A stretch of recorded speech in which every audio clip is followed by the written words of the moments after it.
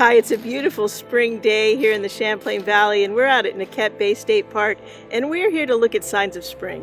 And some of my favorite signs of spring are wildflowers, and they're starting to come up.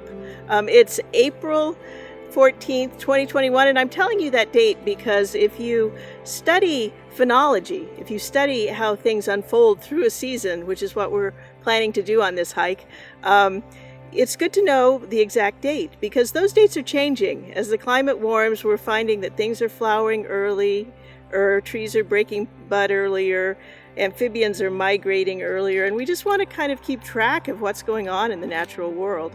So come join us today. I'm sure we'll have a great time.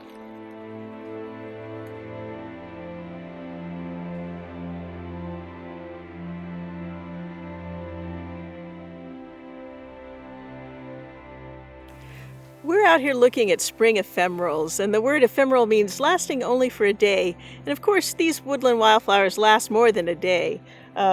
They do, though, come up, they fruit, they flower, they die back under till they're just their underground parts, all in a matter of weeks.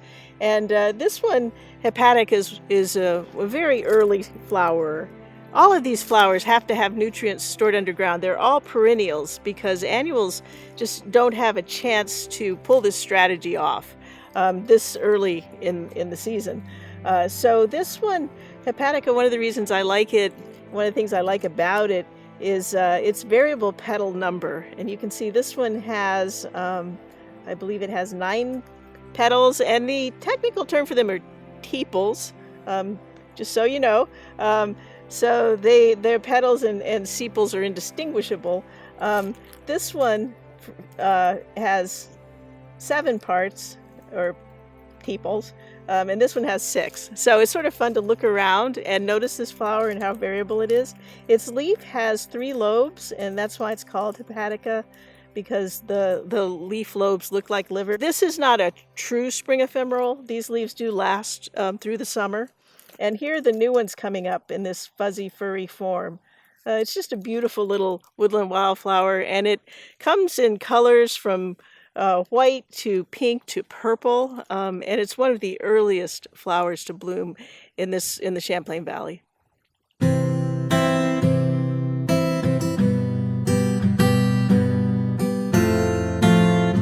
One of my favorite signs of early spring is not a woodland wildflower that you find on the ground. It's actually this flowering shrub called Beaked Hazelnut.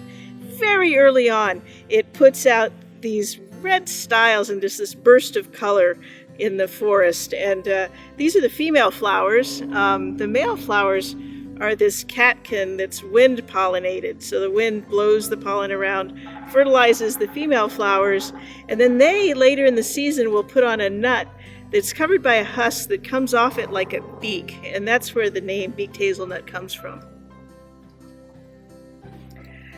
Another favorite of my spring ephemeral early wildflowers is the bloodroot. Beautiful flower with a yellow center, just delicate petals. When the flower comes up, the leaf is wrapped around it, and it helps hold the warmth until the air temperature gets to the point where the flower can bloom. It's kind of an amazing strategy if you want to get started in the very early spring. It's called bloodroot because if you break the root, and I did not dig this up, I brought this from home. I have some of these in my garden. You can see that the sap looks like a wound when you break it, and the sap is a bright orange. It's in the poppy family, and that's where the name bloodroot comes from. So that's bloodroot, and behind me I see leatherwood, which is another beautiful shrub that flowers in the early spring in Vermont. So let's go check that out.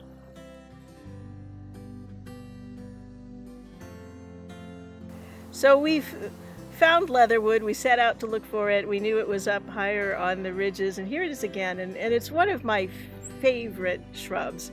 It's an early flowering spring shrub, and a week ago it was probably covered with these fat furry buds that are just adorable, and now it sends out its yellow flowers even before the leaves come out, and I've seen it covered in ice and still had flowers showing. So it's a very, very early spring bloomer. And the leaves, there's no other word for it but spring green. They're just so gorgeous, and as they continue to unfold through the season, they're just a beautiful color.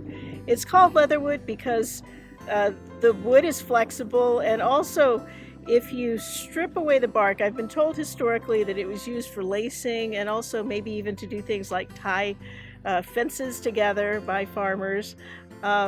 It's really deeply wedded to these rocky limestone outcrops, and so it's not abundant throughout Vermont, and I'm always delighted when I see it. It's wood, its branches have these swollen nodes on them that make them just look a little geeky and awesome. So anyway, I'm really happy that we found leatherwood here again today.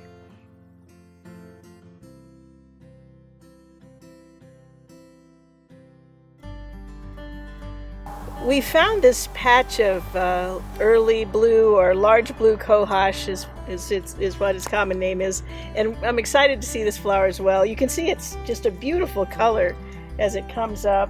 It's sort of a purpley color that turns into a green, and the flower is very attractive to early pollinators. It has what look like petals. The purple parts of this flower are actually sepals, and the petals have become these reduced little pads, nectar pads. So for insects that are seeking nutrients and food early in the season, this is a good choice for them. I just really love, again, the variety of color that you can see in this flower, from the foliage to the sepals.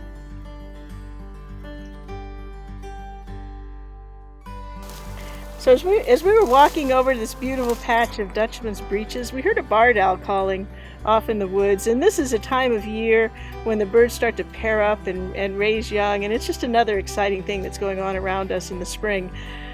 These Dutchman's Breeches are really beautiful flowers, as you can see. They look like pants hanging on a line, which is where the common name Dutchman's Breeches comes from. They have beautiful lacy foliage. The thing they look most like in the wildwoods are squirrel corn, which is a slightly different color and recurves more at the base of the flower, so it looks a little less like pants. But the squirrel corn name comes from the fact that if squirrels dig them up, they have nodules along the roots that are yellow colored like corn and good to eat. I personally don't dig wildflowers. They have been through a lot. You know, our forests were almost completely cleared, especially in the Champlain Valley.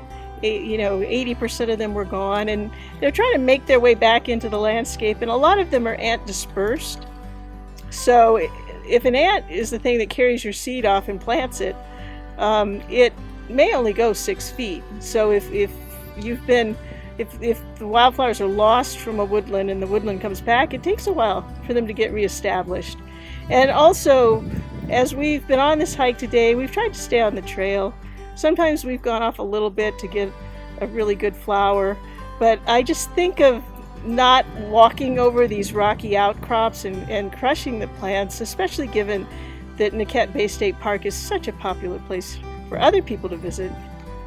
We've made our way down the trail to the more southerly end of these outcrops, and we're starting to see that there's some things that I would expect to find a little bit later in the season than some of the earlier wildflowers like Dutchman's Breeches and bloodroot. So here's wild ginger. It's getting a little more sun, a little more heat, and it's flowering, and it's really a beautiful flower. It has these furry heart-shaped leaves. This flower is kind of flesh colored, and it is attractive. It's pollinated by flies that come up from the ground and are looking for something to eat. This one also, I do see the flowers occasionally, and I just love their three-parted style and just the beauty of their centers. I don't often see the buds, and here's a bud on this plant, and it's a little like a furry okra pod. But we're also seeing some things that when we go to Shelburne Pond in 2 weeks, we'll see in full flower. We're seeing white Trillium, which will be open, I promise you, in a couple of weeks. And this is meadow rue, and it also, I'm sure, will be up and flowering. So it's interesting to notice things that aren't quite in flower and to be able to recognize these different plants through the seasons. So we've come down off of the ledges where we were in a dry oak maple limestone forest, and we're into a really different looking forest. We've just crossed the trail. We haven't gone far, but we're in a flat landscape. We're in among younger trees, but what's significant too is we've lost almost all of the wildflowers. And we could argue, and I would agree with you, that this is a younger forest. It's got big tooth aspen in it, it's got white pine in it, maybe it's an old pasture, but that's not the whole story. So if you're out looking for wildflowers, you're out looking for calcium. And the indicators that there's calcium in the soil when you look at natural community names are words like limestone. So it is the forest we've just come from. It's also limestone bluff cedar pine forests are good spots. Rich northern hardwood forests are good spots. Those are cues that there's calcium in the soil.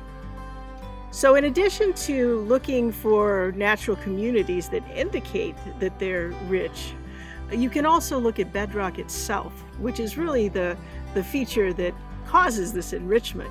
And here's a map of from the book Wetland, Woodland, Wildlands that shows the ecological classification of different rock types. And the key here when you're looking for wildflowers is to look for the blue. Champlain Valley, great spot. Just beyond Montpelier, you get into the Waits River Formation, another great spot. And so let's look at where we are here. We're in Naquette Bay, and I have a map that shows Naquette Bay State Park, and it straddles two rock types, and both of them would be blue. It's partly underlain by Dunham Dolostone, and the other, like quarter of it, is under Moncton Quartzite. Both will enrich the soil. The Dolostone a little more so. But it's not happening here right under our feet, so something else is going on. So let's take a look at what that might be. And the answer is, if you look at the Surficial Geology, there's a really different story being told here. So here's Naquette Bay State Park. The red is outcropping rock. This green is something very different. This green is an old delta of the Lamoille River. So this giant delta, which isn't even shown entirely on this map, was the Lamoille River pouring into the Champlain Sea. And as it retreated over this landscape, as the Champlain Sea retreated, the Lamoille River dumped a lot of sand here. We're standing on really deep sand, and there is no way the wildflowers can extract calcium from the bedrock that's below us. So we were on our way down to the beach and we passed some daylilies, and I remembered there was this cellar hole in the woods. So we stopped here just to have a look around. You know, it starts to answer the question, what grows well on sand? And clearly this horsetail, this equisetum, is doing a great job living in this sandy landscape. And the other thing that's easy to do in sand is dig. So whoever dug this cellar hole to create this homestead must have been really happy that it was sand he was digging in. And also, whoever built this homestead, and I'm guessing it was in the early to mid 1800s, used the local rock, used the Moncton Quartzite, this purple rock that cleaves really nicely into flat shapes to build the foundation for his home. So we're walking down through the delta toward the beach, and you can see that the sides are eroding. This is all loose sand. It's trying to find that angle of repose where it can reach a metastable state. It can kind of hang out there, and that for sand is about 33 degrees. Some of this bank beside us is almost vertical, so it has a ways to go. This delta is being incised by this trail, and maybe historically it had a creek bed running through it, but this is the really deep sand that we were standing on when we were up at the homestead.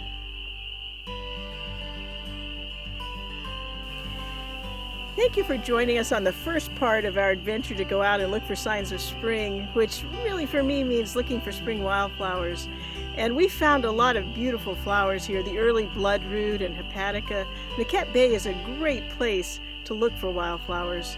And now we're down at the beach. The beach is lovely. You know, the ice is out of the bay. A month ago when we were at Kingsland Bay State Park, it was still icy. Spring is coming on fast, and we'll look for another chapter of it out at Shelburne Pond in 2 weeks, where some of the flowers that were still in bud will be wide open. Be sure to come down to the beach when you visit Niquette Bay. It's a beautiful part of this park, and you can see here we are with the water behind me and the sun setting. It's such a gorgeous spot. So I'll look for you in 2 weeks at Shelburne Pond. It's been 2 weeks since we were out at Niquette Bay, and we've had a snowstorm in the meantime, but spring is advancing in the Champlain Valley, and we're back out looking for wildflowers. We're at Shelburne Pond Natural Area, which has marble underlaying this rich forest. So the bedrock is exactly what we're looking for. We know that wildflowers love calcium, that a hunt for wildflowers is a hunt for calcium in the rock and the soils.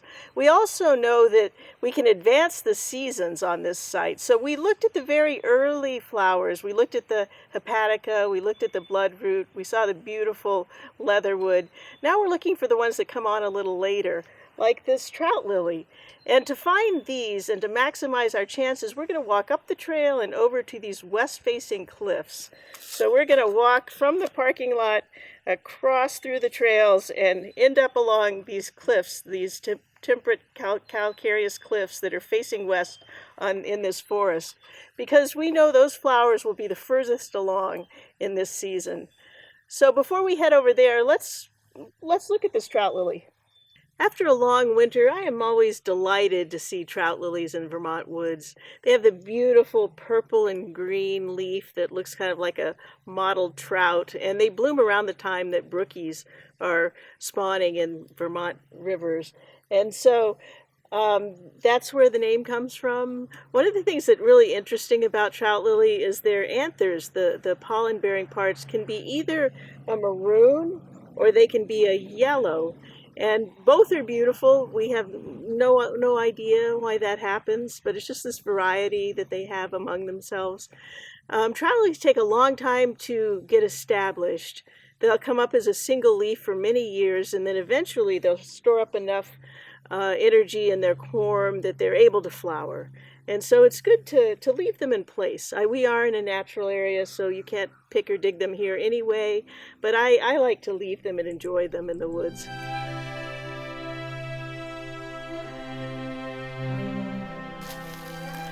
I have a particular fondness for this hillside at Shelburne Pond. I spent my first spring in Vermont out here with Hub Vogelman as part of his Plant Natural Communities class. We were laying out plots to sample wildflowers. So it's great to be back here. At that time, it was a young forest. It was in the late 80s. It was returning to forest from being a pasture. And it was just really interesting to watch all the wildflowers coming in. Wildflowers, of course, love sunlight. They love to be in a place where there aren't big old trees, or at least where those trees haven't leafed out. And so we were on this rich spot and we were enjoying watching these wildflowers come back to this hillside. I just want to make one more mention of Hub. He was a key player in conserving Shelburne Pond. Not only was he chairman of the UVM Botany Department, and this is now a UVM natural area, he was also the founder of the Vermont chapter of the Nature Conservancy, and it was through that chapter that he approached these landowners and helped conserve this beautiful place. I'm really happy with our timing out here with the Trillium. We found them in bud and just barely open, which are beautiful, and then fully open today as well. So we're on the early side of their flowering cycle, and I wanted to start with Trillium, and I'm hoping by now you're going to want to go out in your own woods and look at your own wildflowers, and you can use an app like iNaturalist to identify them, but if you would like to use a key, this Newcomb's Wildflower Guide is the one I would recommend. It has a few steps that you go through, looking at flower type, plant type, leaf type, and then you go into the key and pretty quickly you can find the flower that you're looking at. So with Trillium, one of the early questions is, does it have regular parts? It does have 3 regular parts. You can cut it in several directions and get a mirror image. So we start with a 3. Its leaves are opposite or whorled. You can see that they're in a whorl around the stem. So the next number is 4. And the leaves are entire. They don't have teeth along the margin. So it's 3, 4, 2. And that takes us into the locator key. I'll show you in a minute where we land. But 342 is the group number, and it takes us to page 124. And we are in the Trilliums. So, once you identify a flower, you can learn all kinds of things about it. It's just a way into understanding more. It says in here about this large flower Trillium, it says its flower is showy, it's funnel-shaped at the base, and flaring outward from the middle. The petals are about between 1 and 2 inches long. It's white, and it turns pink as it fades, and that's something that people notice about this flower. It seems as though they're different colors of these large flower Trillium, but it's just the same white Trillium turning to pink as it goes by. We're out at these temperate calcareous cliffs here at Shelburne Pond, and we know from the word calcareous that they have calcium in them.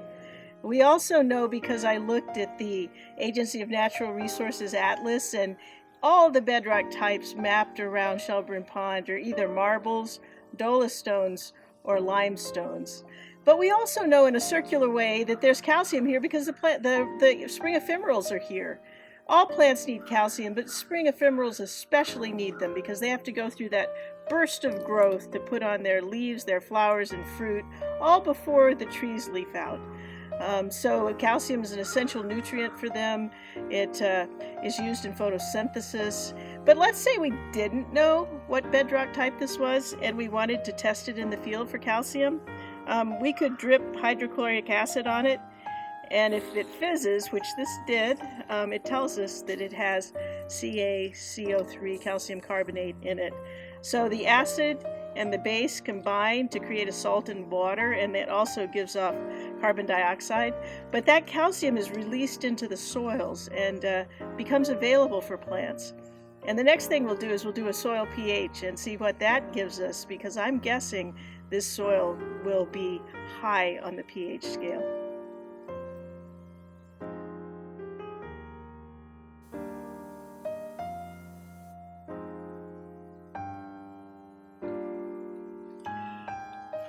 We're going to do a quick soil pH out here, and I'm secretly hoping it's going to be about a 7 or an 8 on the pH scale, because that'll put us in neutral, slightly above neutral, and this tends to be what I find on these limestone sites. So I'm going to take a sample here. Oh, as I was preparing to dig my soil pit, I came across this snail shell, this land snail shell. In fact, there are a couple of them, which is really interesting because, of course, these shells are made out of calcium. So these animals tend to be closely associated with calcium-rich sites as well. So I'm digging my soil pit here. You can see I didn't need a very big shovel.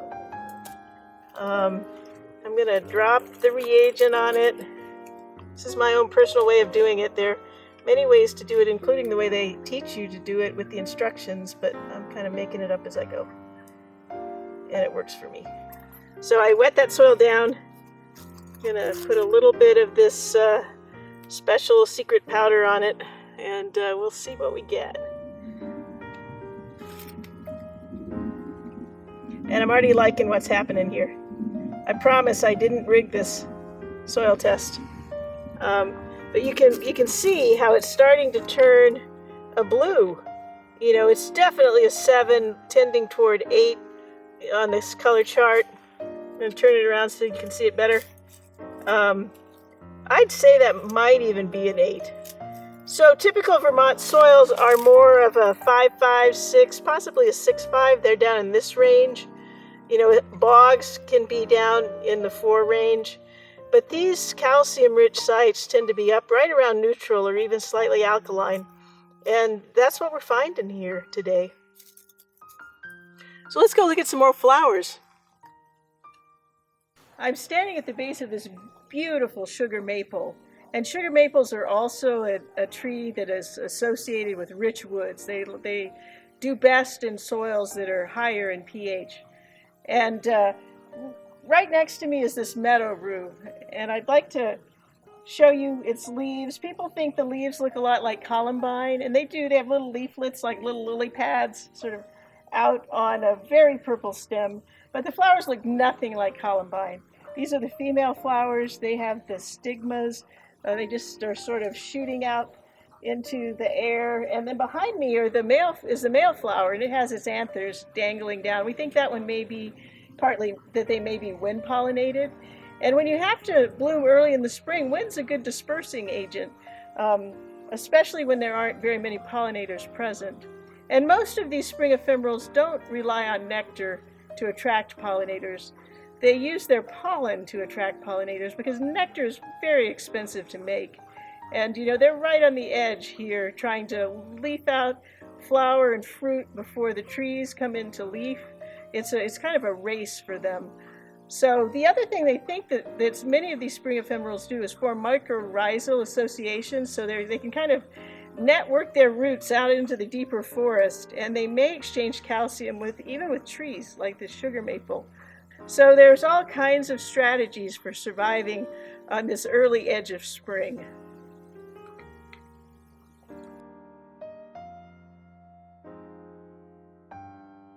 If you don't live in limestone country, a great place to go out and look for richness, and therefore for flowers, is at the base of slopes or the base of cliffs. So you can see behind me, everything is coming in behind me.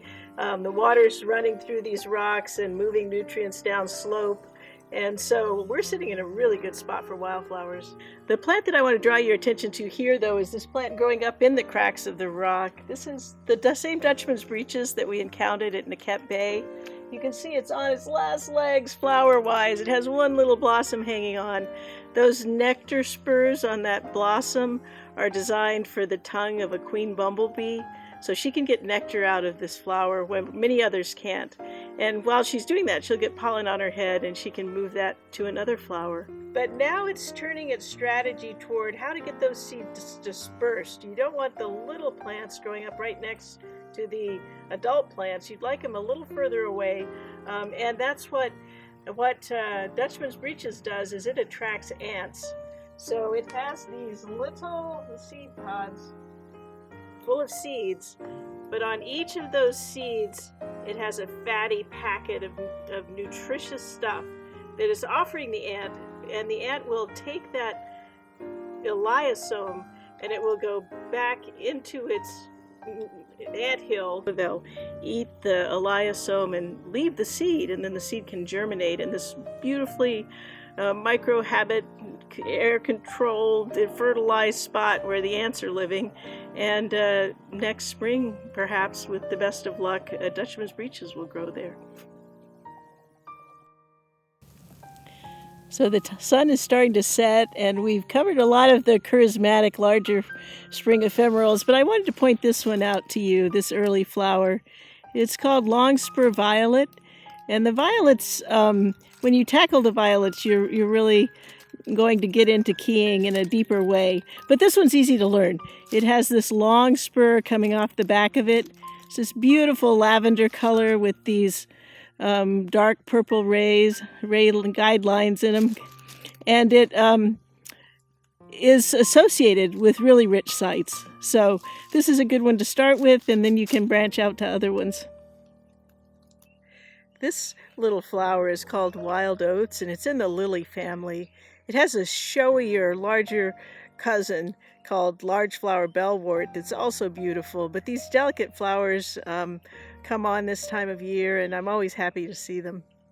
This little flower with these bright pink nectar guides is called spring beauty. It's one of the true geophytes, and that word means that this flower will die completely back in just a few weeks, and you won't see any sign of it above ground, but it's busy underground storing energy and getting ready to bloom again next spring. Thank you for joining us on another Vermont Master Naturalist hike as we were welcoming the wildflowers back to the Champlain Valley. I love watching the wildflowers unfurl. We started in mid-April. We finished today here at Shelburne Pond, and we've seen so many wonderful flowers. They just add color and life and pop to the forest floor this time of year, and I really enjoy being out among them. So I hope to see you out in your woods looking for wildflowers, and please join us next time. We'll have another adventure soon.